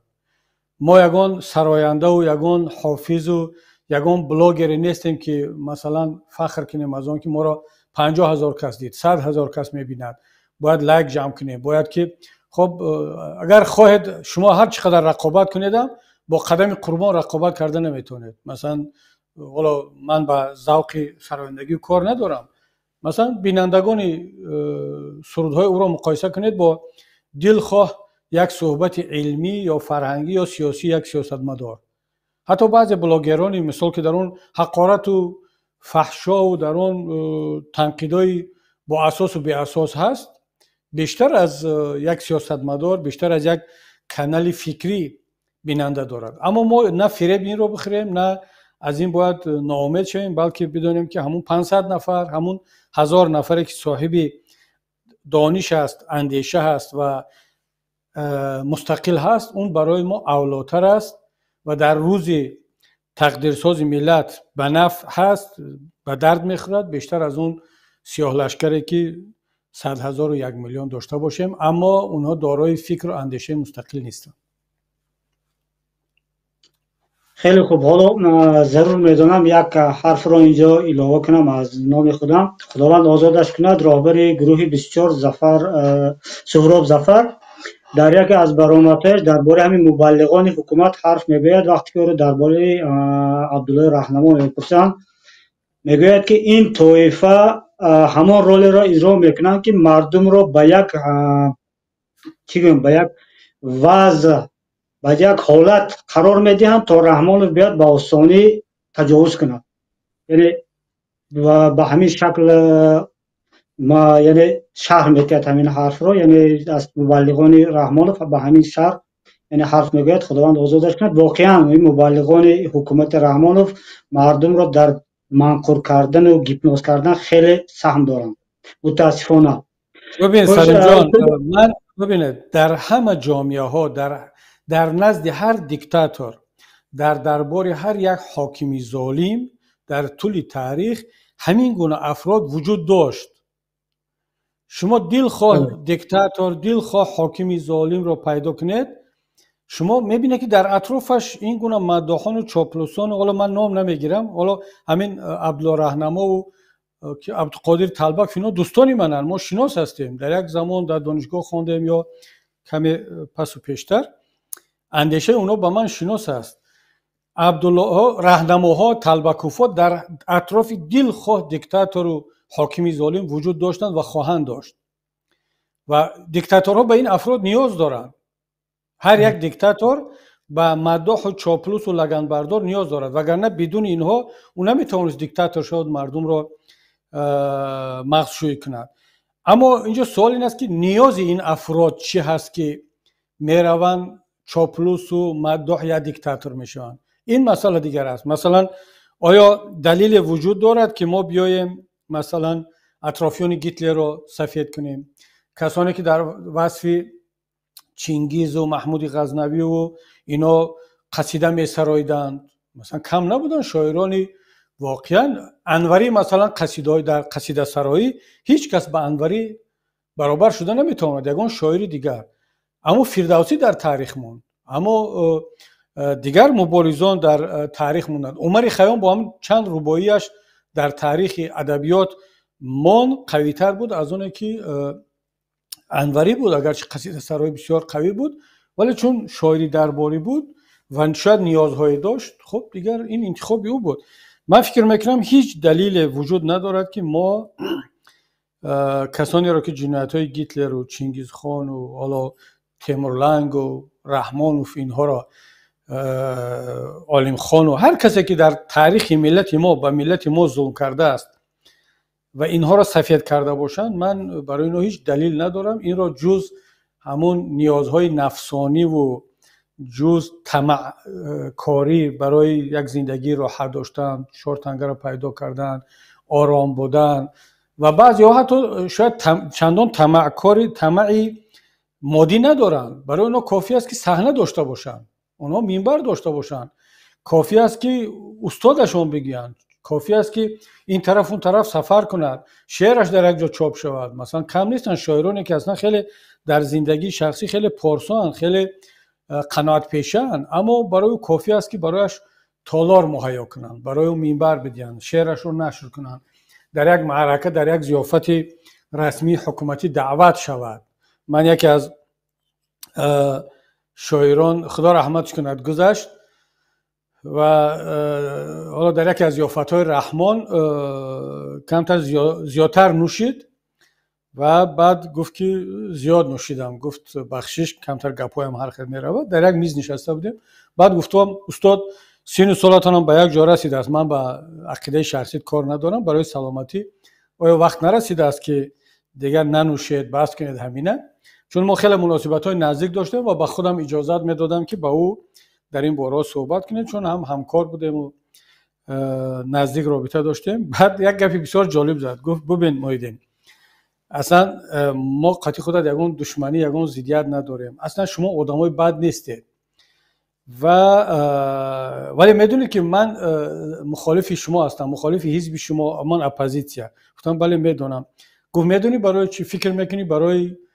برای همین افکار و اندیشه های شما. گفتم نمیدونم. گفت نه راستش گفت برای این یک ضیافت دعوت ممکنه، برای همین شوخی کرد، گفت که برای همین 200 گرم و 2 تا بادرنگ شور.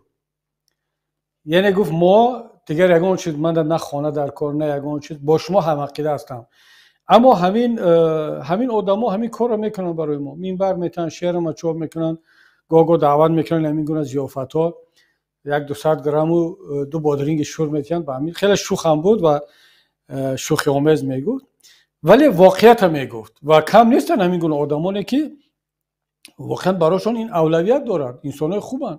بنابر همین من فکر میکنم که ما باید که این گونه افراد را جایگاهشان را در نزد ملت مشخص کنیم.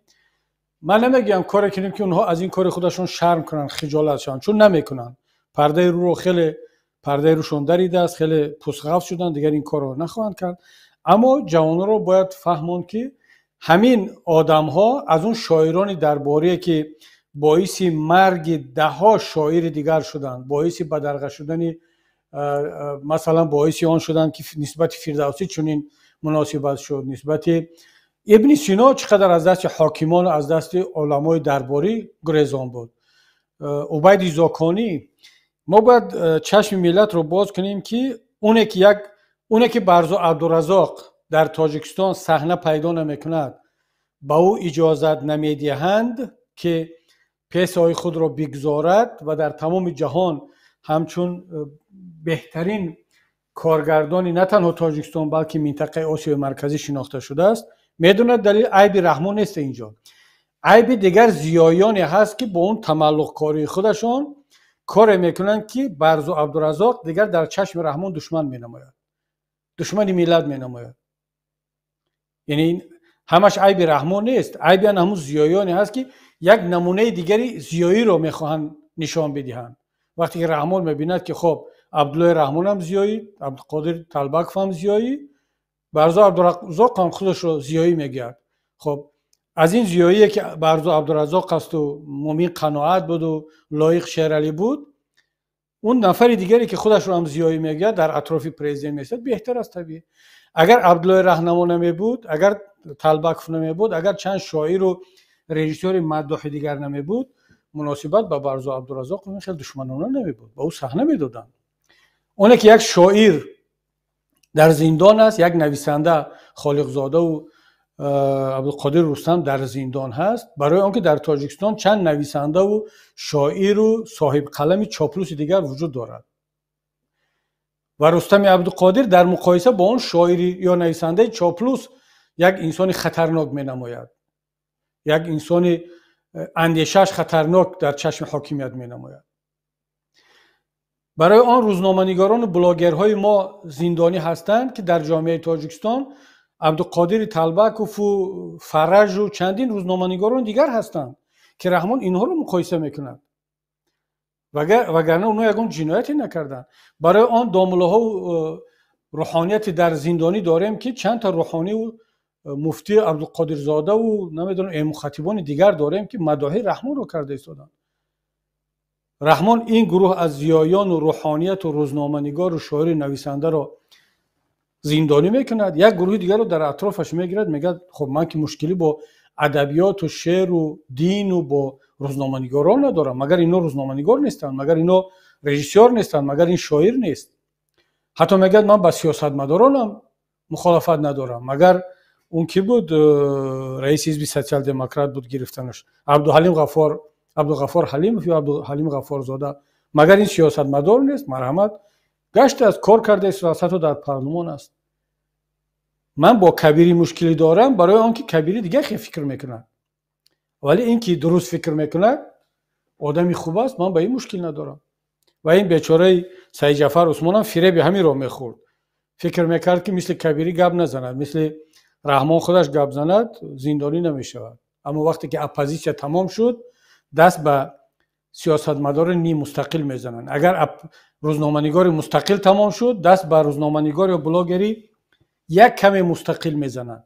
اگر روحانی یا عالم دینی مستقل تمام شد دست به همون چاپلوسان صاحب منبر خودشون میزنن و این آهسته آهسته حلقه تنگ شدن میگیرد و یک روز میبینید که دیگر حتی همون چاپلوسان خودشون هم افراد زیادتی میشن و زندانی خواهند شد که البته خدا نکند ما برای هیچ کس این روز رو نمیخواهیم.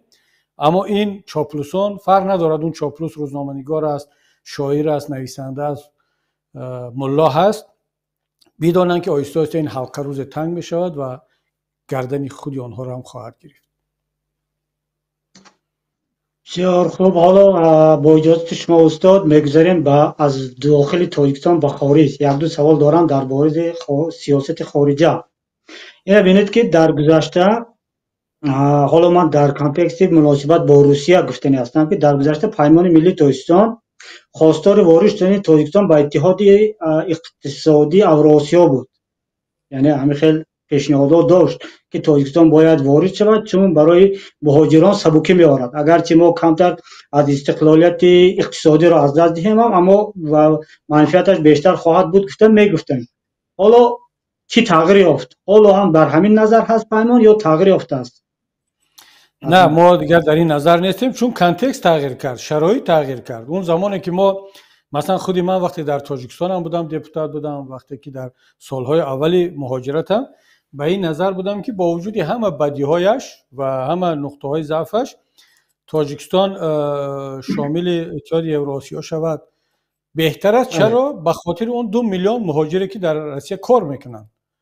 یعنی وقتی ما میبینیم که مهاجر قرقیز و ارمن که این دو کشور عضو اتحاد گمرکی بودند یک امتیازات دارند، پتنت هم اسپارن یا ارزانتر یا زودتر، یعنی یک امتیازات دارند و مهاجر تاجیک عذاب میکشد، ما گفتیم حداقل رحمان که با همون عضو اتحاد یوراسیا هست یا نیست، همون پیروی سیاست رحمان دارد، همون حرفشنوی دارد، در ما کروپسیا هست، در ما تمام مشکلات هست. مثلا رحمان از خط کشیده پوتین بیرون هم نمیبرد. خب پس چی فرق میکند که نباشد؟ ما چی استقلالیت داریم؟ پس بهترش باشد و مهاجر تاجیک یک کمتر نفسی آزاد کشد. همین قدر دلیل داشتیم. حالا که شرایط در تاجیکستان در روسیه تغییر کرد، سیاست روسا نسبت تاجیک‌ها تغییر کرد، مهاجرین را دسته دسته هزار برده در همون مرکزهای بازداشتگاه نگه می‌دارند، دپورت میکنن، تحقیر میکنن و دیگر من به این نظرم که دیگر تاجیکستان نباید عضو اتحاد اوراسیا شود. یعنی نه اتحاد اوراسیا مقدس است، نه نظری من مقدس است، نه یگان کسی دیگر. همه وابسته به منفعت است. منفعت ملت است، عضو شوید. منفعت ملت نیست، عضو نشوید. امروز مثلا ارمنستان یک وقت به منفعت ملت ارمنستان بود که عضو ادکبه شود، از اون فایده میکرد. وقتی ملت آگاه و بیدار ارمن دید که دیگر بودنش در این ادکبه به ضرر است، اونو تصمیم گرفتن برای آن. حتی اگر تاجیکستان همون وقت گپی ما را هم میگرفت و عضو میشد، من امروز با این شرایط نو، با این سیاست‌های نوی روسیه، من طلب میکردم که تاجیکستان از اون بیرون برآید. من فکر نمیکردم که 5 سال پیش من گفته بودم عضو شود، حالا نباید از فکرم برگردم. چرا؟ برای آنکه معیار برای من، برای یک سیاستمدار، منفعت ملتش است، منفعت کشورش است. اگر فردا بعد 2 سال 3 سال باز سیاست تغییر کند یا در روسیه یک حکومت نو بیاید یا خودی همین حاکمیت مناسبتش با تاجیکان و مهاجرین تاجیک رو تغییر بدهد، مطمئن باشید اولین کسی که باز طلب میکند که تاجیکستان عضو همین گونه اتحادها شود من خواهم بود. برای چی؟ برای آنکه منفعت ملت همین را تقاضا میکند. بنابر همین حالا برای شما شرایط رو میبینید در روسیه نسبت تاجیک و تاجیکستانیا چه وضعیت است. حتی کسانی هم که عاشق روسیه امروزه بودند، حتی کسانی هم که اصلا تصور کردن نمیتوانستند که تاجیک میتواند همچون یک ملت دولت مستقل به روسیه زندگی کند، امروز خودشون به همین نتیجه رسیده ایستادند که نه، دیگر روسیه امروزه جای برای زندگی و کار یک انسان صاحب کرامت و صاحب شرافت نیست. ولی بعضی خب دیگه مجبورن، علاج ندارن، جای رفتن ندارن، بگذار باشن. اما تاجیکستان دیگر به هیچ وجه باید دیگر عضو این اتحادها نشود. استاد عزیز، یک سوال چنین است که روزهای گذشته سروری کانسلر آلمان جناب شولز به آسیای مرکزی سفر داشتند و در آنجا در سمرقند با راهبر ازبکستان و در قزاقستان با راهبران تمام کشورهای آسیای مرکزی دیدن کرد و در نتیجه که از رسانه‌ها به ما معلوم شد تاجیکستان هیچ دستاورد از این واخوری نداشت. وقتی که رحمانوف به برلین آمده بود کمی باشد هم نامش گرد رسانه‌ها شده بودند در عاقبت با تخم زدن، اما در آنجا رحمانوف یگان حصه برای تاجیکستان نآورد. نظر شما چی است به همین مسئله؟ و بعدا میماند یک سوال دیگر آخران است، عذر که وقت نمیگیریم. ببینید این بار اول نیست که رهبریت آلمان در همین فرمت 5+1 با رهبران کشورهای آسیای مرکزی ملاقات میکند. اون ملاقات پیشینه در برلین شد که خودت هم ذکر کردی که دیگر نه میرزیایف و نه توکایف بلکه رحمان سرخط همه نامش در تیتر همه رسانه ها رفت توسط با شرافت همون تخمه که به سری او زده شد و شاید هم یکی از سببایی که همین فرمت دیگر در برلین و در آسیای مرکزی شد شاید به خاطر آن بود که دیگر همین کار تکرار نشود و اصلا خود همین فرمت 5+1 فقط برای آسیای مرکزی هست. ژاپن 5+1 با هم ملاقات میکند، روسیه 5+1، آلمان 5+1، امریکا 5+1. من نمیدونم کدام روز به فکرم اردوغان هم با همین فرمت میتواند ملاقات کند، کدام روز طالبان هم با فرمت 5+1 با همین کشورهای آسیای مرکزی ملاقات خواهند کرد. چون که البته قزاقستان و ازبکستان یک همچنین بازیگران منطقه‌ای میتوانند وارد رابطه‌های مستقیم دو طرفه شوند با کشورها. اما طبیعی است که تاجیکستان و قرقیزستان و ترکمنستان به هیچ وجه شانسی همکاری مستقیم با کشورهای قوی را ندارد و نخواهد داشت، چندان اهمیت هم ندارد برای اینها. بنابر همین در همین فرمت 5+1 با اینها ملاقات میکنند. اما میشه و در همین چارچوب هم بعضی دستاوردها داشت اگر سیاست‌های درست راه اندازی شود. مثلا چرا ازبکستان در این اواخر فایده از همه بیشتر را به دست آورده ایستاده است؟ برای اینکه یک سیاست متوازن در منطقه دارد. ازبکستان میرزیایف از آن نترسید، نه هراسید که یکی از اولین ها شود بیاد با حکومت نو افغانستان همکاری های تجارتی و دیپلماتی را راه اندازی کند. و سروزیر ازبکستان سفر داشت، عارفوف، به کابل. وقتی که سروزیر می رود، شما میدونید در هر کشور خصوصا در آسیا مرکزی یعنی بلوک اقتصادی در دستی سروزیر است. البته در تاجیکستان به نام هم خیلی است، ولی بلوک اقتصادی هم در دستی خودی خانواده است، ولی به نام سروزیر کوراتور است.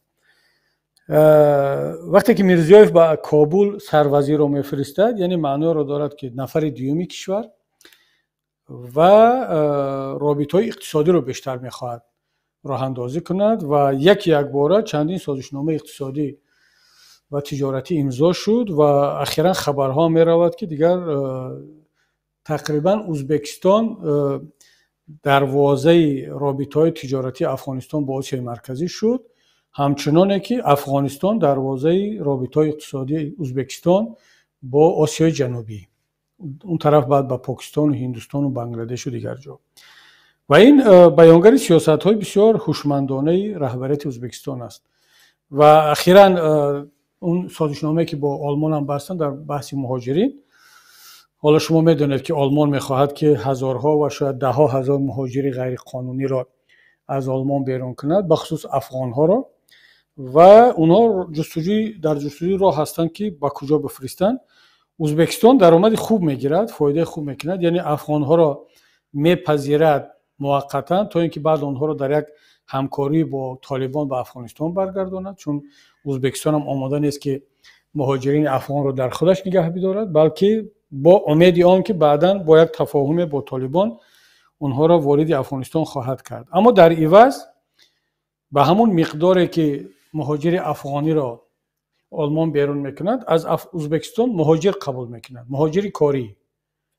و اخیراً این سازشنامه که چند هزار پرستار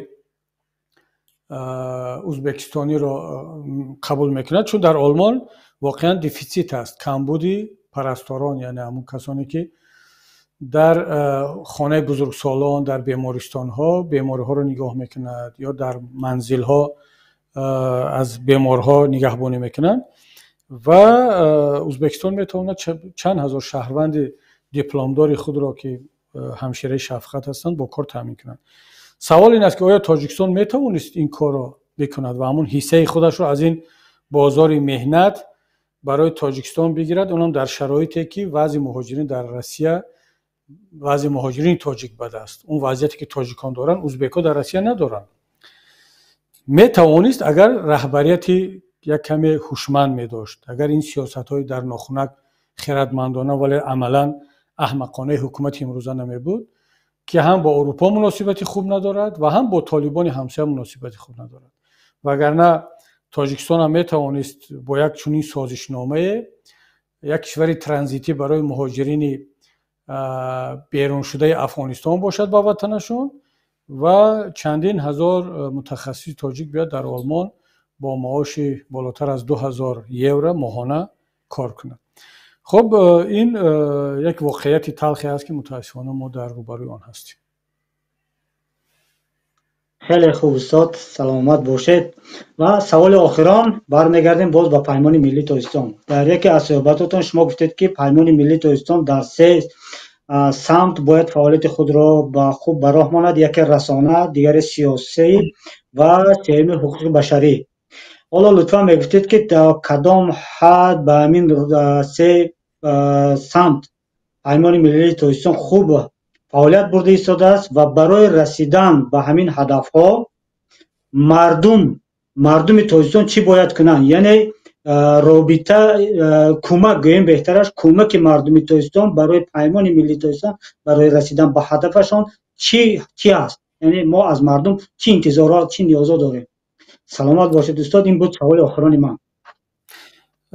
мо дар ҳар се самтам фикр мекунам дастовардҳои хуб доштем, чун як оппозитсия дар шароити имрӯз дур аз ватан беҳтар аз ин кор карда наметавонад, ки мо масалан дар самти ҳуқуқи башарӣ тоҷикистон бештарин парвандаҳои зиндониёи сиёсиро дар кумитаи ҳуқуқи башари созмони милал дорад. мо чандинта резолютсияи парлумони иттиҳоди аврупоро дорем, чандинта баёнияҳои созмонҳои маъруфи ҳуқуқи башарро дорем. инҳо ҳама баёнгари он аст, ки оппозитсияи тоҷик аз он ҷумла паймони миллии тоҷикистон дар ин самт фаъолият карда истодааст, натиҷа дода истодааст ва бо маҳфилҳои ҳуқуқи башарии ҷаҳонӣ мо дар робитаи хуб ҳастем. дар самти дипломатиям ҳамчунин дар конферансҳо, дар мулоқотҳо бо дипломатҳо, бо намояндагони кишварҳо, созмонҳои байналмилалӣ дар иртибот ҳастем ва натиҷаи аз ҳама муҳим ин аст, ки ҳеҷ кишвари демократие ва ҳатто кишварҳои ғайридемократиям омода нашуданд то имрӯз, ки ба ғайр аз Россия, ки унам баъди фишори раҳмон дар ҳолати ҷанг бо Украина, ки ниёз ба раҳмон дошт, фақат он омад ҳизбу ҳаракатҳои оппозитсионии тоҷикистонро экстремистӣ ё террористӣ эътироф кард. дигар ғайр аз раҳмону ғайр аз Путин ягон кишвари ҷаҳон ин корро накард, ягон созмони байналмилалии мотараф ин корро накард. ин натиҷаи фаъолиятҳои дипломатӣ аст. аммо фаъолияти расонаӣ хоб табиист, ки муқоисашаванда нест имкониятҳои мо бо расонаҳои ҳукуматӣ аз лиҳози имконияту иқтидору тавонмандиҳои молӣ. аммо аз лиҳози таъсир болои зеҳни мардум ман фикр мекунам ҳанӯзам расонаҳои мустақил ва расонаҳои оппозитсионӣ дар байни мардум таъсири бештар доранд. ва чаро? барои он ки самимитаранд, мардумитаранд ва бештар ҳақиқатҳоро мегӯянд. ва ман фикр мекунам, ки дар ҳар се самт ҳам дар муқоиса бо имконот мо муваффақ будем. албатта як самти дигарро ҳам мо бояд дар оянда болош фикр кунем ва қавитар кунем. ин самти робитаи бевосита ва мустақим бо мардум, ки ин дигар бармегардад ба гузаштан аз марҳалаи сирф мухолафат ба марҳалаи муқовимат. чун паймони миллии тоҷикистон марҳалаи мухолафатро мисли дигар ҳизбу ҳаракатҳо тай кард, натиҷаҳои хуб дод ва омода шуд, худро омода кард. ва ҳоло ва аз ҳама муҳимаш мо дидем, ки бо як мухолафати сода дар тоҷикистон натиҷаи зиёд ба даст оварда намешавад. чаро? тоҷикистон на Россия ҳаст, на Туркия ҳаст, на Беларусия ҳаст, на Эрон ҳаст, ки барои кишварҳои муҳими дунё аҳамият дошта бошад. масалан онҳо вақте ки ҷаҳон ба ҳарфи оппозитсияи Россия ё Беларусия ё оппозитсияи Эрон, ҳатто оппозитсияи Афғонистон ба ҳамин ҳарфи ҷабҳаи муқовимату дигар гурӯҳҳои Афғонистон гӯш мекунад, ба ҳарфи оппозитсияи Туркия гӯш мекунад, на барои он ки онҳо худашон муҳим ҳастанд, балки барои он ки кишварашон муҳим аст ё ҳамон раҳбарони кишварҳо хеле таъсир доранд дар сиёсати ҷаҳонӣ. барои мисол Путин барои амрико, барои урупо, барои кишварҳои калони дунёӣ бо Путин сар ба сар шудан престижн аст. бо Эрдоғон, бо раҳбарияти Ирон, ҳатто бо Лукашенко. аммо бо раҳмон сар ба сар шудан барои вақте ино дар формати 5-1 қабул мекунанд раҳмонро, хеле нодир мешавад, ки гоҳ-гоҳ барои ягон чи масалан Италия, Фаронса ягон ҷои дигар танҳо сафар кунад. пас дигар ҳукумати тоҷикистон ҳамчун кишвар дар маркази манфиатҳои геополитикии онҳо нест, ки онҳо биён таваҷҷӯҳ ба оппозитсияи тоҷик, ба вазъи зиндониёи тоҷик дошта бошанд. ин воқеияти талх аст, вале бояд эътироф кард. бо ин кор, бо ин заҳматҳое ки бародарону хоҳарони тоҷик дар хориҷ мекашанд, агар мо оппозитсияи як кишвари муҳимтар мебудем, масалан Беларус ё Россия ё ҳатто Қазоқистон, Ӯзбекистон ё Афғонистон, шояд натиҷаи дигар мегирифтем. аммо оппозитсияи дигар кишварҳо 50% заҳмати тоҷиконро намекашанд, ин қадар азоб надоранд, аммо таваҷҷӯҳ ба онҳо бештар аст. барои чӣ? барое ки اپوزیسیای افغان با طالب مبارزه میبرد. طالب در چشم جامعه جهانی بد شده است، یا پوتین بد شده است، یا رهبریت ایران و ترکیه و بلاروس اینجاها. اما رحمان با کسی در کار نیست. میگه خب رحمان بگذار در روی خط دیکتاتورها جای پنجم هم باشد، بگذار دهم هم باشد، و من چی؟ خب باشه در یک گوشه دنیا چیکاره که با هم مردم میکنند کردن بگیرد. ما در اونجا نه تجارت داریم، نه نفت هست، نه گاز هست، نه بحر هست که یگان پورت و یگان ابیکت استراتژی باشد در اونجا. خب یک کشور کوهستانی 10 میلیون اهالی، اقتصادی ضعیف، بعضی‌ها حتی نمیدونن در خریطه در کجای دنیا قرار دارد. بنابر همین این دیگر مسئولیت ما تاجیکان است، ما اپوزیسیون است که خودمان بدون تکیه کردن به کدام کشور، به کدام سازمان، به جامعه جهانی، به سازمان ملل، به کمیته دفاع از حقوق بشر، به هیچ کس، تکیه به پروردگار، تکیه به ملت. تکیه به ملت هم با یک برنامه مشخص می شود که مقاومت در اون باشد. حالا مقاومت فقط به معنای مسلح بودن و مبارزه مسلحانه نیست، فقط روی کار رو یکم تغییر دادن در کار. اگرچه وقتی که کار به اون حد رسید که دیگر ملت باید از خودش دفاع کند، چرا ملت تاجیک مجبور شد دست به سلاح نزند؟ سلاح برای مبارزان و مقاومت افغانستان حلال، درست، جامعه جهانی قبول دارد، حکومت رحمان قبول دارد، در دوشنبه دفتر میدهد. اونا میگن که ما میخوایم در افغانستان جنگ کنیم، مسلح داریم، مبارزه برده ایستادیم، کشته ایستادیم. رحمان قبول دارد، میگه بارک الله، کاری خوب کرده ایستاده. چرا برای تاجیک همین حرام؟ که رحمان در ظلمش نسبت ملت تاجیک از تمام کشورهای منطقه بیشتر کرده ایستاده است. پس اون چیزی که برای افغان حلال است، برای ایرانی حلال است، برای ترک و روس و بلاروس و اوکراین حلال است، یقینا برای ملت تاجیک هم حلال است. در این شک نکنید. ما فقط از همون کاری که برامون حلال است استفاده نکرده ایستادیم. چند دلیل دارد.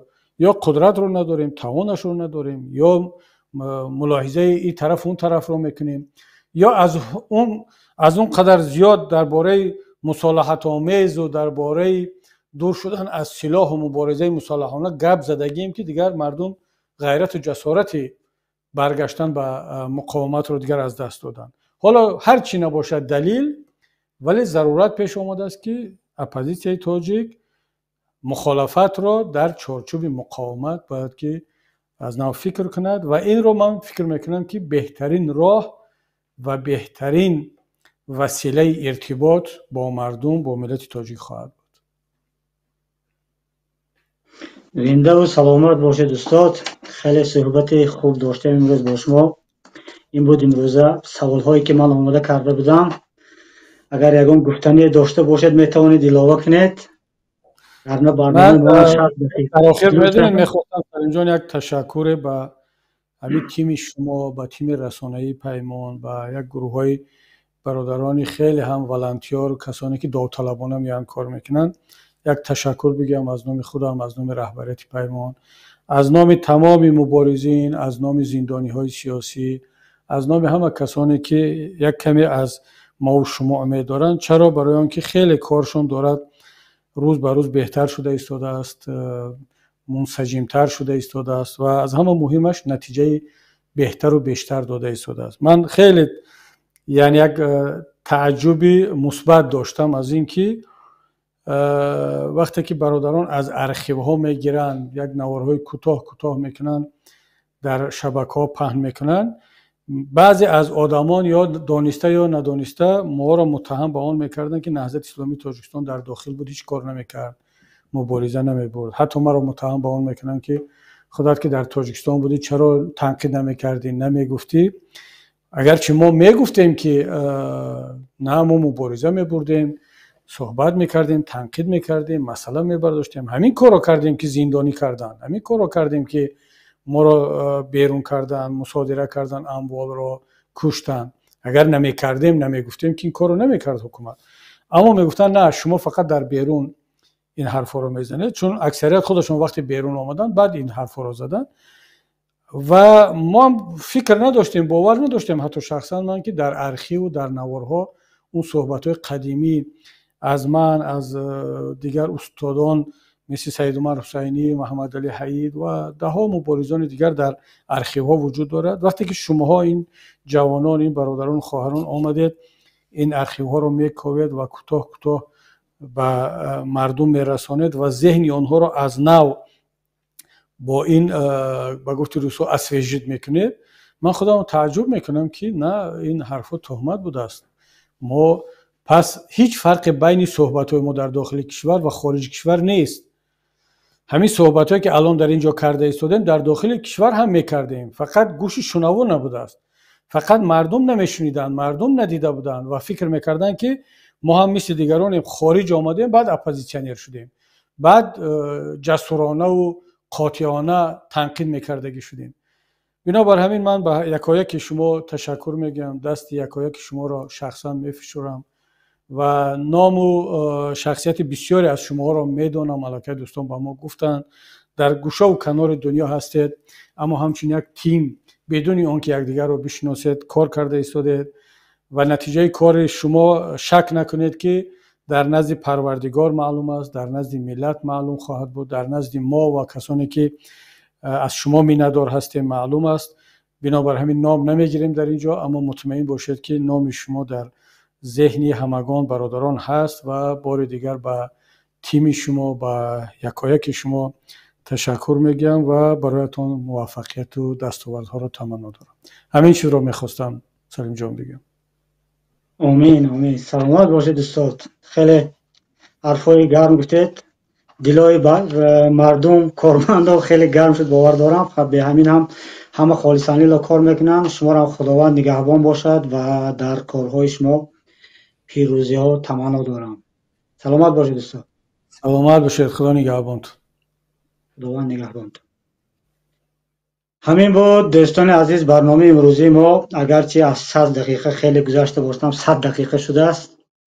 امیدوارم که خسته کننده نبود این صحبت ما. این البته صحبت خیلی بر وقت بود که برگزار میشد، اما با اونکه مهمان ما در سفرها بسیار هستند و ما هم از سبب‌های تکنیکی نتوانستیم در وقت‌های ضروری صحبت‌های کوتاه داشته باشیم. اما به هر حال همین بود اون صحبتی که می‌خواستیم امروز پیشکش شما عزیزان گردانیم.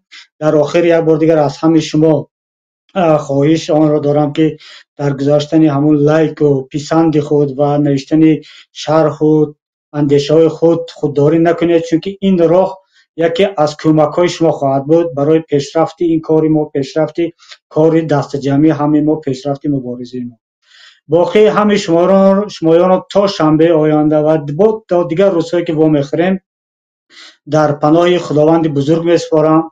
خداوند به خاندان شما، به مال و جان شما، به دسترخوان شما فیض و برکت کنه. السلام علیکم و رحمت الله.